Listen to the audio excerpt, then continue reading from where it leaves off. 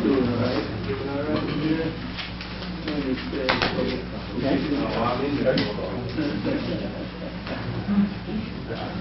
On January 2nd, 2014, adequate notice of this meeting pursuant to the Open Public Meetings Act has been furnished by inclusion thereof in the annual schedule of meetings for 2014, which has been posted on the bulletin board at Borough Hall, filed with the Borough Clerk, faxed to the out-of-town, the record of the community news and the county seat newspapers, and distributed to all persons offending requesting copies of the same pursuant to said act. In case of an emergency or fire alarm, you must evacuate the building by using any of the exit doors in the room. They're immediately to my right, and the double doors at the rear of the room. Occupants must exit the building by using the staircase and not the elevator. This meeting is being recorded by both video and audio and may be rebroadcast. Well, everyone please rise for the flag salute. I pledge allegiance to the flag of the United States of America and to the republic for which it stands, one nation, under God, indivisible, with liberty and justice for all. Roll call. Mayor Padovano? Here. Council members. Lindenau is absent. Maroney? Here. Eisenberg is absent. Messer? Here. Fabre? Here. Ballerini? Here. Borough Attorney Ronald Dario? Here. Borough Clerk Jean Pellegro is here. Borough Administrator Roberta Stern? Here. Mr. Poliniak, please join us. Present your monthly borough engineer report.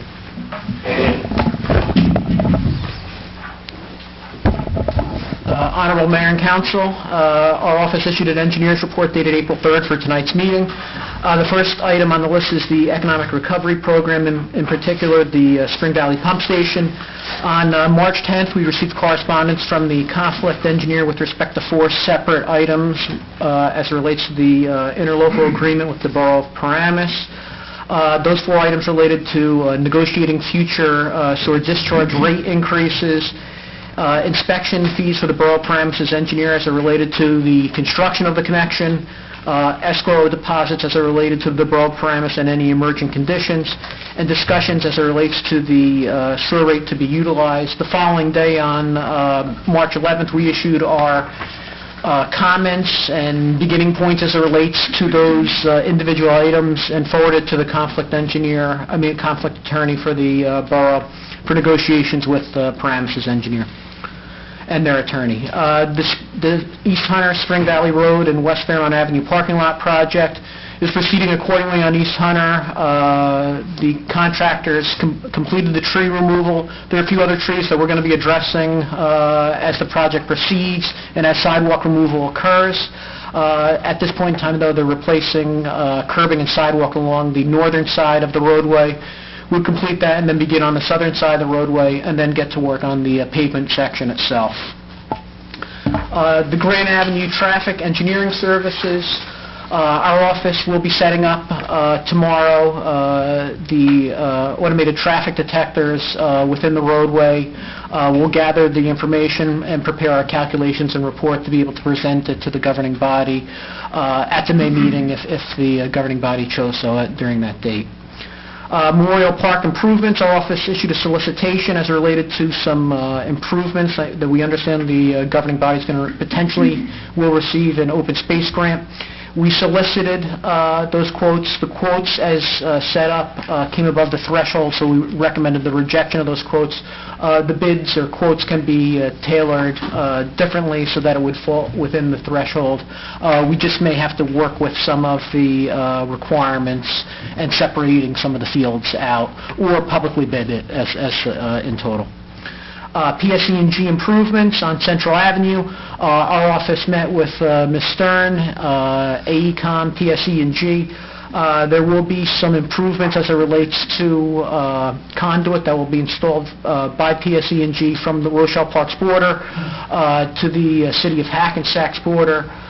They intend to begin work within the next upcoming months. They'll deposit or actually issue a PO for police protection and also for our office to ensure that compliance with respect to engineering standards is followed.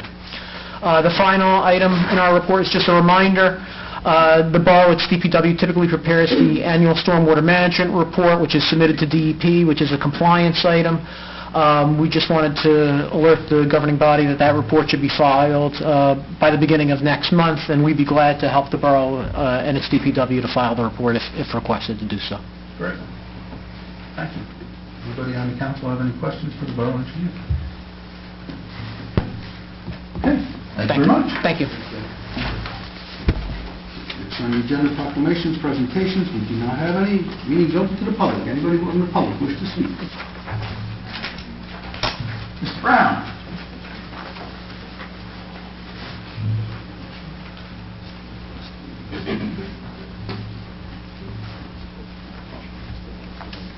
Thank you, Mr. Mayor. John Brown, resigning at 41 Stelling Avenue.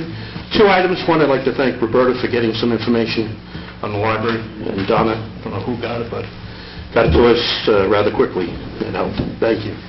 Number two, Resolution 7-14, which you'll be voting on in 2 weeks.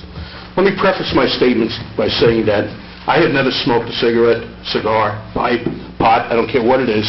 No smoke has ever entered these lungs. I'm not coming from that direction. I'm opposed to this resolution. I ask that you consider not passing it, and here's the reason. There are three items that you list as being the cause of banning outdoor smoking in our public parks, recreation areas, and those being the health issue, number two being litter, and the third, or actually it's in reverse, second was the youth, the effect on the youth and litter. I won't argue the youth piece of it. Frankly, I think there's a lot of things that probably can be done through parenting rather than having government agencies telling us what to do, what's bad for our kids, and inflicting that upon what I consider the rights of other people to smoke. Number two, litter issue. If that is an issue of cigarette butts in parks and things like that, that's a litter issue. That's not a smoking issue. That's enforcement of the litter laws. And if it takes, giving fines to people for throwing butts on the park, then so be it.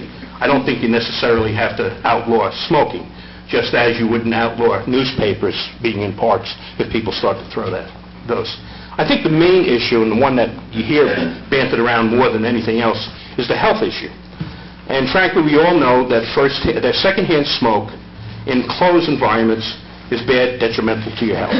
That's proven scientifically. The problem is in outdoor environments, that hasn't been proved. And in fact, the evidence shows that either there hasn't been enough study, A, or that there really isn't any inflicting upon other people's health from smoking outdoors.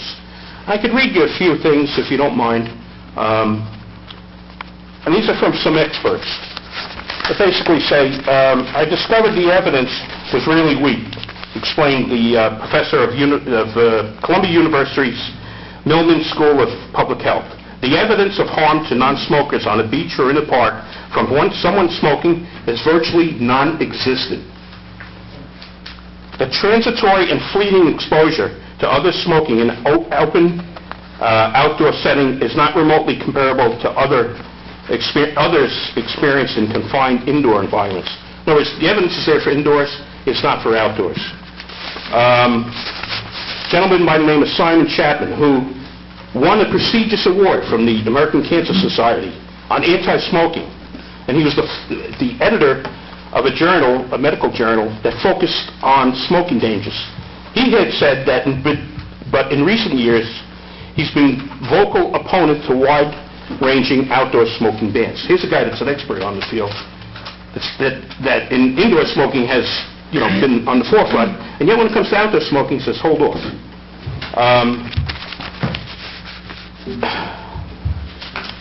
There's no evidence, but no evidence demonstrates that the duration of outdoor exposure in places where people can move freely about is long enough to cause substantial health damage. And that's the key here. If you're within 2 feet of a person, there may be some inflicting pain from or health issue from secondary smoke. If you're beyond 2 or 3 feet, air currents, the fact that people in parks move around really has no effect on them. I'd just like you to consider that. I think, and this is an editorial now, I think as a society we've placed a lot of our blames, our issues on government. And I think a lot of these things have to come from within, okay? You know, if you want your kids not to smoke, that's a parenting issue. That's really not a government issue. Again, that's my feeling. You know, if there's an issue, I think what we're doing is we're criminalizing the people who smoke for no apparent reason. And it's gone beyond that. And the way your ordinance is written, you could even extend that to public sidewalks and streets. What's to stop that? I mean, across the river, Mayor Bloomberg stopped people from gulping down 32-ounce sodas. You know, all of this leads to, you know, what is government's right on my life versus what they should be doing. Thank you. Thank you. Anybody else from the public?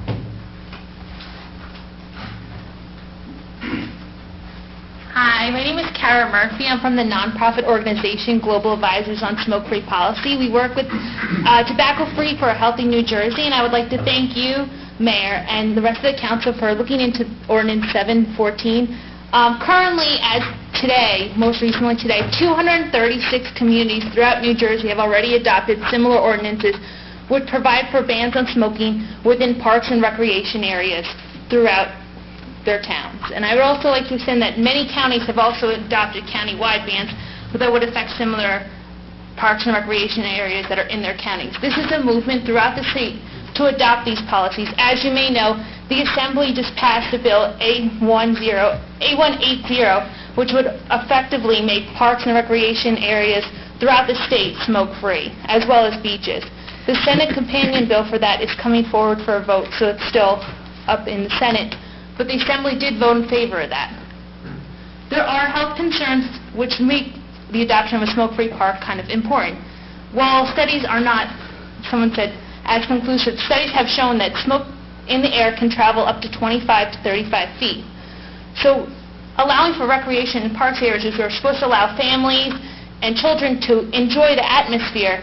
Making sure they're smoke-free provides a healthy way for them to go out and enjoy the air. So I'd just like to thank you again for considering this, and I hope that you become the 237th community to adopt this type of ordinance. Thank you. Thank you. Anybody else? Mr. Richards, come forward.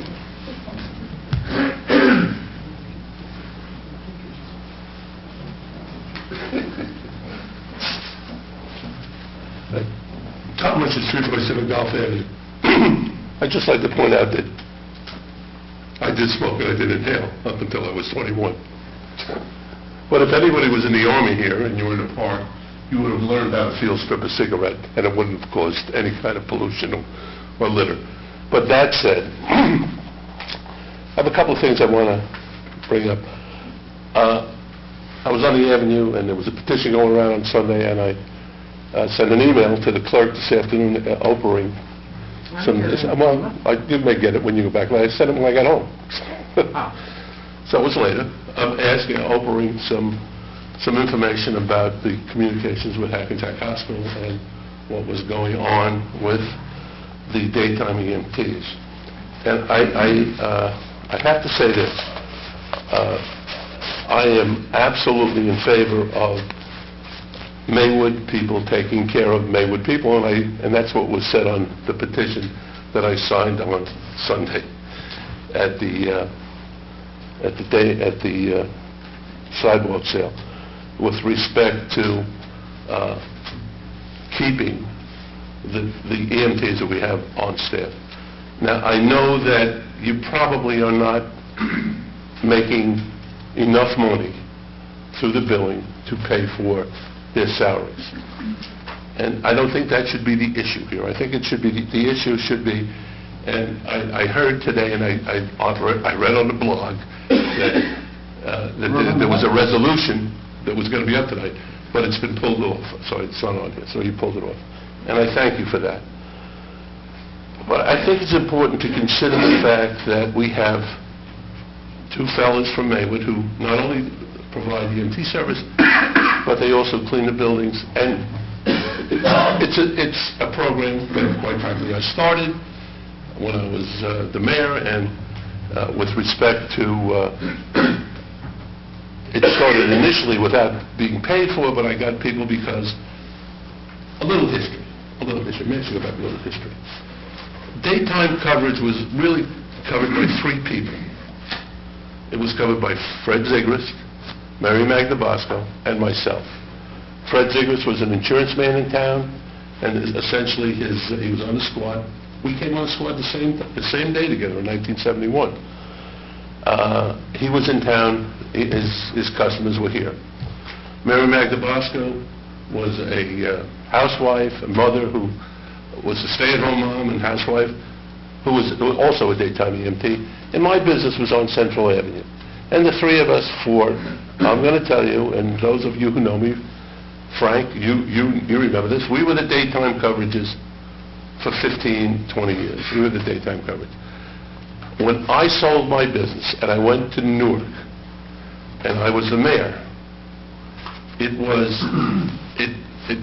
Mary had moved down south, Fred had retired, was off the squad, and I was going down to Newark, and I was leaving during the day. But I was the mayor, and I hired EMTs, squad members, who one of them is now a patrolman, to cover daytime services and clean the buildings. After I became the administrator, we went into billing with Revenue Guard. And the concept of paying for itself was there. Howsoever, the real thrust behind daytime EMTs that there were people in Maywood who were Maywood people who grew up in this town, who knew the people in this town, and cared for the people in this town.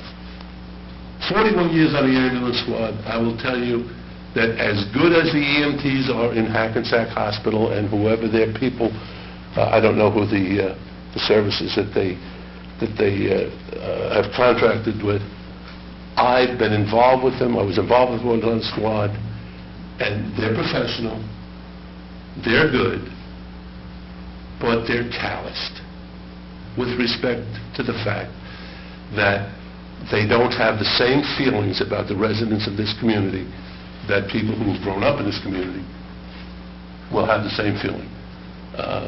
Now, there may be people who disagree with me. That's okay.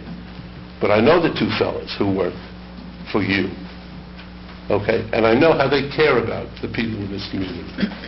And I would encourage you to maintain that system, because even if you don't make the money to cover their salaries, you will maintain the feeling of this community that there are people in this community caring for this community.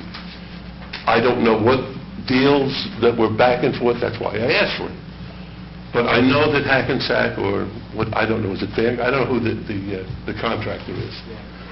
But if they bill $1,800 and your insurance only pays $700, they're going to go after the rest of the dollars. Okay? Now, you may have made a deal with them, chase them, but if you can't get the money, forget it. It's a for-profit organization. They will go for the dollars. I was a businessman for a lot of years. I am now with the public. I take my dough from taxpayers' money, and I try to do my best. When I was the mayor and when I was the administrator, I tried to do the best for this community. And one of the things that I am most proud of is the way that I left this community in the care and the hands of people who cared. And I ask you and I implore you to maintain that. Have a nice day. Thank you. Anybody else from the public? Yes. No, I'm sorry, somebody else come up. Good evening. My name is Mark DeVerio. I'm on East Magnolia Avenue. I would echo Mr. Richards' comments in terms of maintaining the two fellows that we have on the staff. My father, unfortunately, had a 3.5-year illness, which resulted in his passing last Thanksgiving. And during the course of battling cancer in multiple places, we were forced to move him in and out of hospitals, in and out of rehab, and to chemo. And he was basically paralyzed from the waist down the last 18 months. And the Maywood Ambulance Service provided first-rate care and counsel and a friendly attitude in dealing with Dad during a very difficult period of time. We also had a couple of instances where He was not able to move to a wheelchair, fell, and I needed to call Mike to come over and help lift him and get him back into bed or into the wheelchair. And he was most accommodating and offered to help at any time. So I think to echo Mr. Richards' comments, I think the fact we have Maywood people showing care, comfort for other Maywood people is a big plus. There is the reimbursement issue, of course, but I think that it's important that we try and maintain this. Let's not be penny wise, pound foolish. It's a service I think a lot of the folks in this town look for and would like to continue. Thank you. Let me just say this. We are maintaining the program. We are not doing away with the program. And that's a conversation I've had with 2 employees this afternoon or this morning, assuring them that we are doing that. There's been a lot of talk about this program during the past couple of weeks, and obviously during the process of putting together this year's budget, this council has taken a look at a lot of things, including how this program is working. And as Mr. Richards appropriately pointed out, this program was not intended at its inception to be a moneymaker, and it's not intended right now. However, what we did discover is the way that it has been running, it has been operating at about a $50,000 a year loss. And over its lifetime, we've lost about $250,000 on this program. So we did entertain various options, and we looked at every option, one of which was going with the Hackensack Medical Center, which they would have provided daytime service, 7 to 7, not charging the borough, and passing along charges to the insurance companies as the borough currently charges insurance companies. However, understanding that we believe now that we can make changes to the current program, and through some discussions with the current employees, by adjusting schedules and the way that we do the billing, so that we streamline the billing a little on our end, so our overhead's a little less maybe, and maybe adjusting some of the hours for them. We can make adjustments that will close that gap, close that $50,000 gap.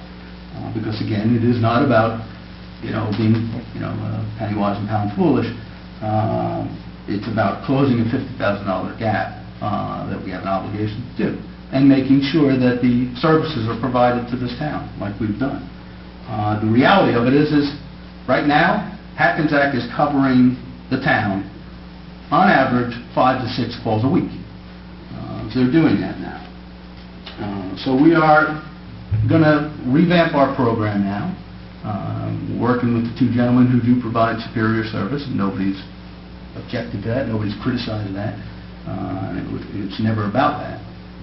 To make sure that they're getting the equipment that they need, the support that they need, and that the town is getting the services that it needs. I think, like Mr. Richards indicated, that the best of intentions was setting up the program, but I think what has happened, quite frankly, is it's kind of run on its own, and they need assistance from the borough to make sure that it's running efficiently, and that they're doing the best that they can with the materials that we're giving them and the support that we're giving them. So we're going to do that. We're going to reorganize it. We're going to make it work to close the gap. Again, it's not a profit maker, and we're not looking for it to be a profit maker. We're just making sure that we're going to close a big gap that we have. And I believe, after talking with other municipalities who run daytime programs, that we can do that.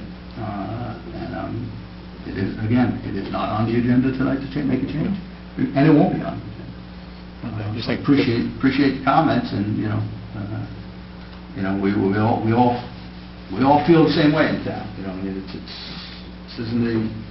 It's a valuable service. I don't think that if you can reduce the gap, that's fine. It doesn't have to be a break even necessarily, but I think it's a service that people in town have gotten used to, and it's not an extraordinary cost to the taxpayer. And the other issue is the reimbursement for people who are on limited we've had insurance conversations plans. about making sure that we're billing what the insurance companies are paying. We're making sure that we're effectively billing for the insurance. Okay, good. Thank you. Appreciate that. And let me also say this to everybody, because I know how rumors take a life of their own and fear-mongering goes around and all kinds of fun things. this was never a thought to impact the volunteers of this town. In fact, the liaison and myself have spent time at the volunteer programs. We never thought in this administration in the last 3 years to consider doing away with the volunteer program or anything like that. In fact, we're doing everything we can to try to encourage more volunteers to serve in this town. Volunteer ambulance squad in this town puts more training time in than any other volunteer emergency services. And it's a very difficult volunteering program to do. I mean, the captain of the squad is here tonight, and they put an incredible amount of time in, and this borough is trying everything it can to support them, and will stand by them to make sure that they're a viable service, because they do provide the service in the after hours. When the daytime guys are off, they're the ones getting up at 3 o'clock in the morning and doing the service for us. And they're the ones who are treating our firefighters and fire police, the other emergency service people, and the police officers when they're in. So, any rumors that may have been out there about the volunteers is nonsensical and simply not true. We are standing by the paid program. We are standing by our volunteers. Anybody else before? Yes, I want to just make a brief statement because I just became aware of this situation, and I don't know whether Can you just put your name on the record? That's Stanley Macklin, 326 Maywood Avenue. I've been a citizen here for over 50 years, and I was on the Hackensack medical staff for over 40 years. And one of the things about the hospital is they can charge more for services than an individual practitioner can, and they can charge more for services than a town can. They have good ways of manipulating insurance companies, which are good at manipulating everybody, and so they can collect more money for services they render than our town can. I don't know the numbers, but you probably do. So they can afford to do more, but the facts that were just mentioned about having people who know the people who are devoted to what they do, we're not just picking somebody up. And I've been picked up a couple of times, and I was very grateful for it. Fortunately, it was only 2 times in all these years, so that's pretty good. But I think we need the people who are here, who can do the work with skill, empathy, and caring. And I think maybe somebody needs to negotiate with the insurance companies for getting more appropriate fees that are commensurate with what Hackensack gets. And I hope somebody knows how to do this. I don't know how to negotiate with insurance companies. Thank you. Thank you. Anybody else? I really don't want to get into a debate with you, Mr. Richards, but Not at all. It's different. come on up. Well, first of all, I was handed this by some people. This is the petition that came out. You can have it. I don't want it. Leave it on the table. I will leave it on the table. Thank you. Okay. The only thing I want to bring up is that I was looking to see if my picture was up there. We're getting there. Public hanging is coming. Yeah, right. Okay, I'll see you later. Everybody else? Thank you. Close to the public. All right. We have no public hearing on pending ordinances, adoption of ordinances. Correspondence to report of the clerk. Okay. I am proud to announce that we received the Silver Award from the South Bergen Municipal Joint Insurance Fund. It was $1,500, and we received an overall score of 80-plus points for the 2013 Safety Incentive Program. Tomorrow, April 9th, is the last day to change party affiliation prior to the primary election. Did you get that, Tom? Which will be held on... With the picture up, I'll sign anything. Which will be held on June 3rd, and the Borough Clerk's office will be open 8:30 to 4:30. That's all I have. Borough Administrator? Mr. Mayor, the only thing that I have is I'd like to commend Greg and Nebular Engineering. The work has started on East Hunter. There have been some small issues. They've been very responsive, and I think most of the residents who had an issue have gotten an answer. and it's been working very well, so I'd just like to commend them for their cooperation with us. That's it. Thank you. Borough Attorney? I have a brief closed session report regarding the PBA contract, and shouldn't be too long. Okay. All right, committee reports. Councilman Morano. Nothing to report at this time. Councilman Missar. Thank you, Mr. Mayor. A couple of quick items. April 4th was the Maywood Alumni Association night of fun festivities at Maywood Avenue School, which included a tour of the building and some alumni basketball games and a party for those alumni who were over the age of 21 at the Maywood Inn that night. I want to remind everybody that April 30th is the scheduled March 23rd meeting of the Board of Education, 7 o'clock for the work session, 8 o'clock for general meeting at the MAS Media Center. This is the public portion of the budget hearing, and I was going to read the letter from the Professional Insurance Associates on the award that they would receive, but Gene stole my thunder. Sorry. That is it, Mr. Mayor. Thank you. Councilman Footbread. Thank you, Mr. Mayor. Very briefly, the Volunteer First Aid Squad is having a blood drive Sunday, June 1st, from 11 a.m. to 3 p.m. located in this building. Hopefully everybody in town, as many people as can show up, will show up. The folks from Peosha were here recently, and I'm happy to say that both firehouses passed muster. The street fair Sunday, the fire department was able to hand out a couple applications, and they collected around $500 in donations, so thank you to the members of the community. And also, finally, the library has a new full-time director. The prior director has submitted her resignation, and the then acting director was hired on permanently, on a full-time basis. And Mr. Mayor, that's all I have. Thank you. Thank you. Council President Bellarino. Thank you, sir. With regard to the PBA contract, that's Resolution 7814 tonight. First I'd like to start by thanking the Borough Attorney, Ron Cario, and the representatives of the MPOA for the work that they did. This has been a 15-month process. To the extent that I represented the council in this discussion, it was clear very early on that there were numerous areas for improvement in the existing contract that we inherited. But the opportunity for savings, the opportunity for improvement needs to be balanced by the need to fairly compensate those guys. They protect us, they serve us well. But the town has a budget to operate under. There was a number of issues that we worked through. The net result is that this contract represents what we all feel to believe fair compensation to the MPOA while ending longevity, which is a best practices indicated by the state. Concessions and contributions were made on the benefit plan, which will save this town a substantial amount of money over the life of the contract. And due to the adjustment in the schedule, we were able to actually increase the working hours of the department to the equivalent of adding an additional full-time officer. Again, this is the result of collaboration, this is the result of mutual respect, and I'm happy to report that I believe this contract benefits everybody in Maywood. So I hope the council will approve the contract tonight, and I also have one item for closed session discussion related to personnel. Okay. Just briefly, reminder to everyone, this is the 120th anniversary year of the Borough. And the Historic Committee, Advisory Committee in town is doing various programs throughout the year.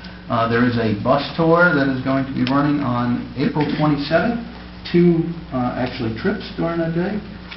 And for more information on that, you can contact the Borough Clerk, and she will make your reservation for that trip. Betty Fetzer, the town historian, will be directing that tour and giving wonderful information about some of the historic sites around the town. So I encourage everybody to join in on that. This year's Fall Fest is scheduled for October 5th, just a reminder, and also the 4th of July parade, obviously. This year is on the 4th of July, which is a Friday. The fireworks with entertainment prior to the fireworks will be on July 6th. That is a Sunday. Yes. I do have a closed session item as well for personnel. However, I just wanted to update everybody. I've been reporting back on the Dixo site in Rochelle Park. As I reported previously, they are still doing the excavation cleanup over there. That's on Central Avenue near the overpass. Mr. Richards knows that area well. And the cleanup is still going on. It should be another couple of weeks, and that will be completed. Our OEM and our emergency services people are monitoring that cleanup program.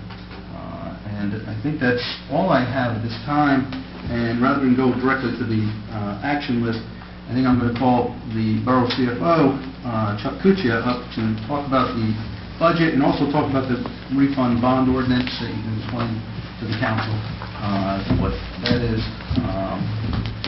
and the 2014 proposed budget, which, before Chuck gets started, I just want to say that, a lot of work, again, went into this budget this year, and I cannot explain how proud I am to be sitting as the mayor for this budget.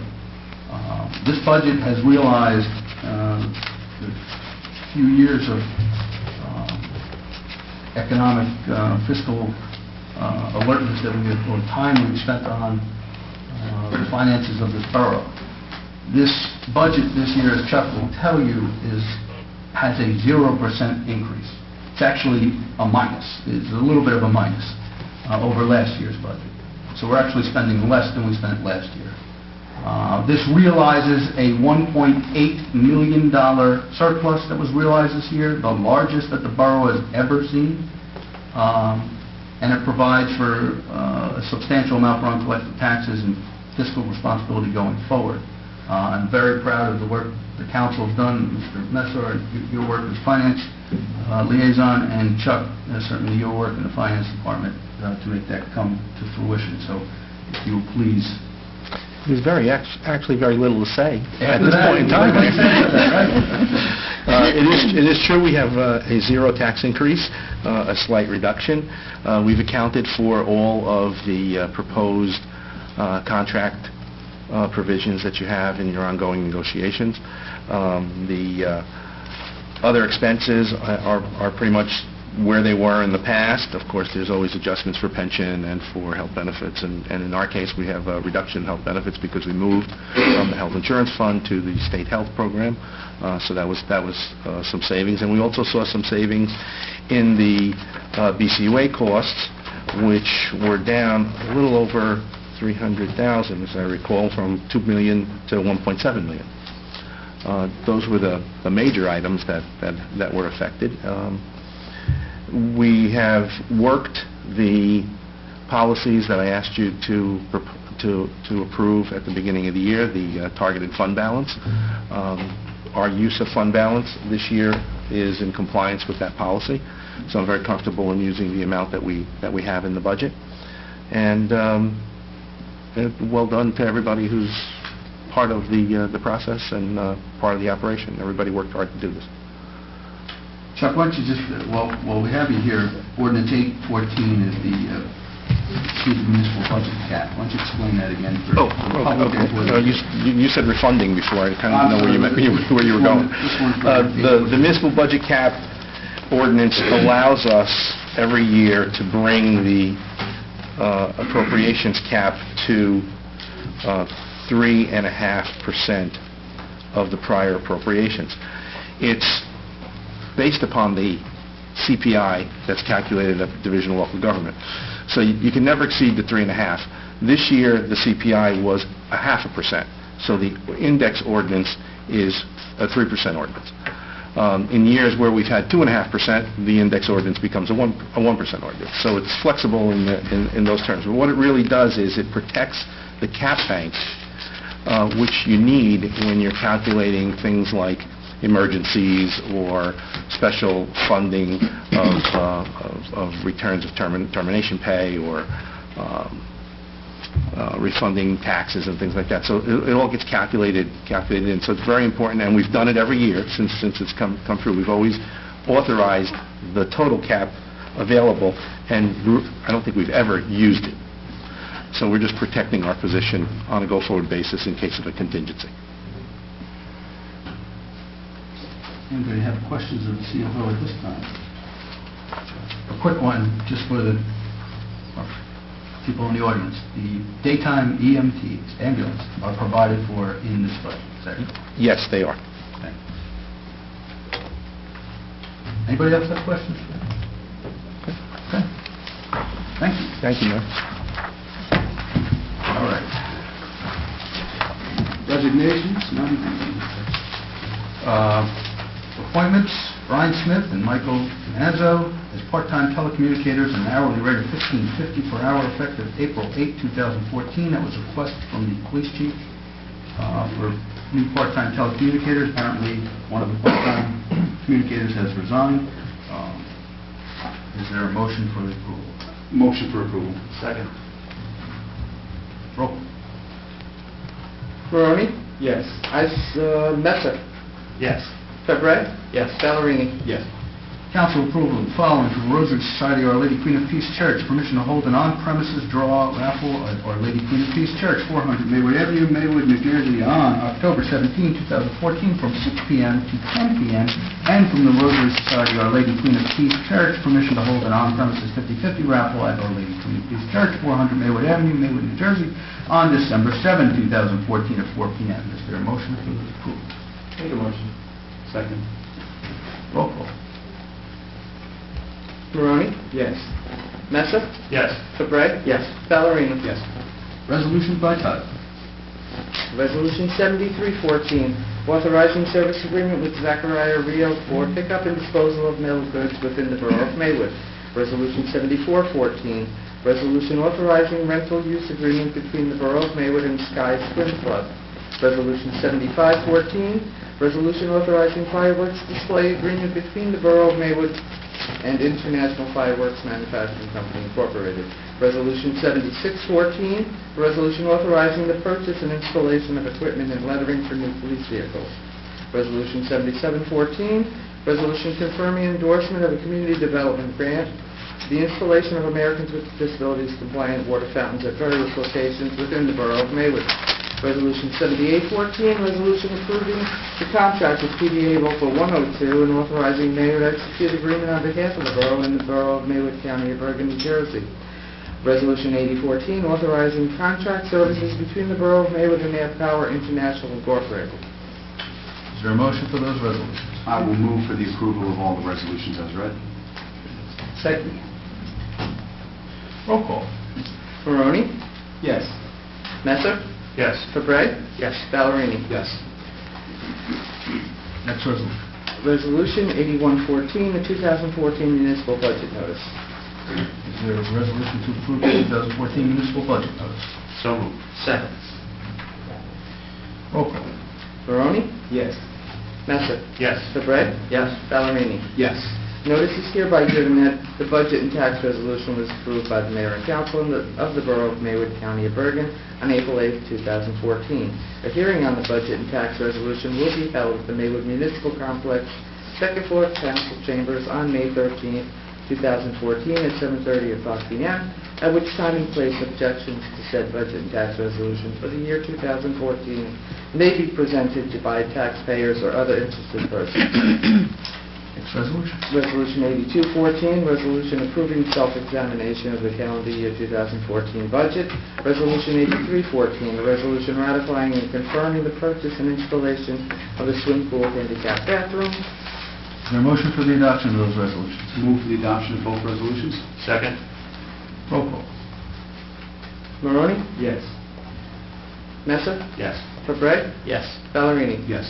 Introduction of ordinance. Ordinance 714, an ordinance that prohibits smoking on recreation areas, including public parks, playgrounds, and municipal swimming pool property.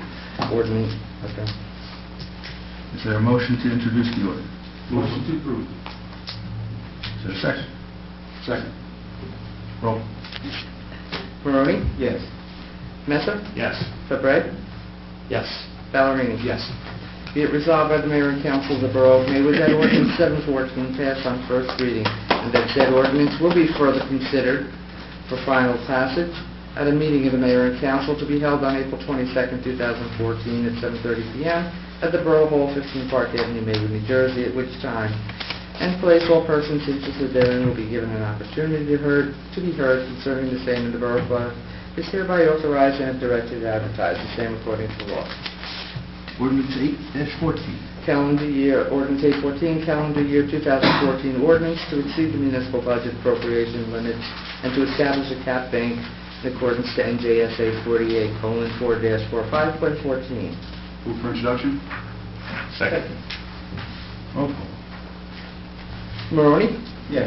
Messer? Yes. Fabreg? Yes. Ballerini? Yes. Be it resolved by the Mayor and Council of the Borough of Maywood that ordinance 814 pass on first reading, and that said ordinance will be further considered for final passage at the meeting of the Mayor and Council to be held on May 13th, 2014, 7:30 p.m. at the Borough Hall, 15 Park Avenue, Maywood, New Jersey, at which time and place all persons interested therein will be given an opportunity to be heard concerning the same, and the Borough Clerk is hereby authorized and directed to advertise the same according to law. Okay, and new business, old business, miscellaneous. Closed session item? Motion to go in closed? Second. Roll call? Maroney?